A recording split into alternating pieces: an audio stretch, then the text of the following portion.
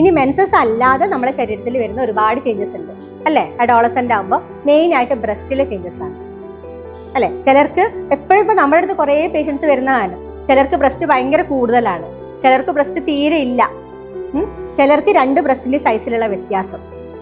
ഇതൊക്കെ ഭയങ്കര കോമൺ ആയിട്ട് പേഷ്യൻസ് നമ്മുടെ അടുത്ത് വരുന്ന കാര്യങ്ങളാണ്. അപ്പോൾ ബ്രസ്റ്റ് ഭയങ്കരമായിട്ട് കൂടുതലുള്ള ആൾക്കാരാണെങ്കിൽ അതിന് ഏറ്റവും പ്രധാനമായിട്ട് നിങ്ങൾ നോക്കേണ്ടത് നിങ്ങളുടെ ബോഡി വെയിറ്റ് ആണ്. നിങ്ങളുടെ ബ്രസ്റ്റ് എന്ന് പറഞ്ഞാൽ മെയിൻ ആയിട്ട് കൊഴുപ്പാണ്. കൊഴുപ്പിന്റെ കണികകളാണ് മെയിൻ ആയിട്ട് ബ്രസ്റ്റ് ഫോം ചെയ്യുന്നത്. അപ്പോൾ നിങ്ങളുടെ ബോഡി വെയിറ്റ് കൂടുതലാണെങ്കിൽ നാച്ചുറൽ ആയിട്ടും ബോഡിയിലെ കൊഴുപ്പ് കൂടുതലായിരിക്കും. അതുകൊണ്ട് നിങ്ങളുടെ ബ്രസ്റ്റിന്റെ സൈസ് കൂടുതലായിരിക്കും.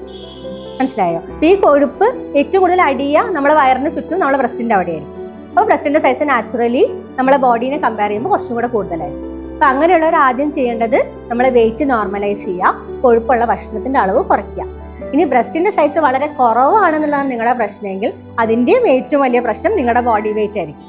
നിങ്ങളുടെ ബോഡി വെയിറ്റ് ഭയങ്കര കുറവാണെങ്കിൽ നിങ്ങളുടെ ശരീരത്തിൽ കൊഴുപ്പിന്റെ അംശം വളരെ കുറവായിരിക്കും.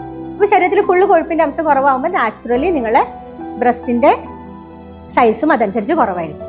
അപ്പോൾ ബോഡി വെയിറ്റ് നോർമലൈസ് ചെയ്യുക എന്നുള്ളതാണ് ബ്രസ്റ്റ് സൈസ് കൂടുതലോ കുറവോ ആവുന്നതിന് നോർമലൈസ് ചെയ്യാൻ ഏറ്റവും എളുപ്പമുള്ള വഴി.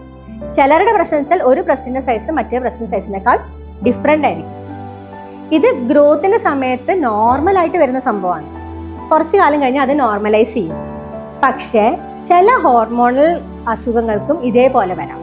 തൈറോയിഡിന്റെ പ്രശ്നങ്ങൾക്ക് അല്ലെങ്കിൽ PCOD ഇങ്ങനത്തെ ഹോർമോണൽ പ്രശ്നങ്ങൾക്കും 2 ബ്രസ്റ്റിന്റെ സൈസ് ഡിഫറെൻ്റ് ആയിട്ട് വരാം. അപ്പം ഈ പറഞ്ഞ ആർത്തവത്തിലെ ക്രമക്കേടുകൾ അല്ലെങ്കിൽ ഈ അസുഖങ്ങളുടെ ബാക്കിയുള്ള ലക്ഷണങ്ങൾ നിങ്ങൾക്ക് ഉണ്ടെങ്കിൽ തീർച്ചയായിട്ടും അതിൻ്റെ കൂടെ ബ്രസ്റ്റിന്റെ സൈസും കൂടെ നിങ്ങളുടെ ഡിഫറെൻ്റ് ആണെങ്കിൽ തീർച്ചയായിട്ടും ഒരു ഡോക്ടറെ കാണിച്ച് വേണ്ട കാര്യങ്ങൾ ചെയ്യാം.